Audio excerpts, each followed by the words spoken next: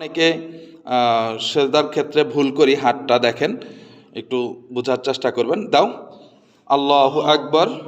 এটা হচ্ছে রং। এই যে দেখেন, অনেকে হাত জমিনে বিছাইয়ে দিই, এটা মূলত রং এবং অনুচিত। এভাবে আমরা কেউ মিশিয়ে দিব না। হ্যাঁ, আচ্ছা, আমরা যেভাবে দিব এখন সেটা একটু দেখেন। উঠো, হ্যাঁ, আবার দাও। এই যে দেখেন, এইভাবে আমাদের হাতটা জমিন থেকে উপরে থাকবে। দুই হাত, উভয় হাত জমিন থেকে উপরে থাকবে এবং হাঁটুর সাথেও রাখতে পারবে না, মানে শরীরের কোনো অঙ্গের সাথে লাগতে পারবে না, একটু ফাঁকা থাকবে এবং উঁচু থাকবে। দেখতে পাচ্ছেন জমিন থেকে কোনোটা উঁচু, এই যে অবস্থায় থাকবে।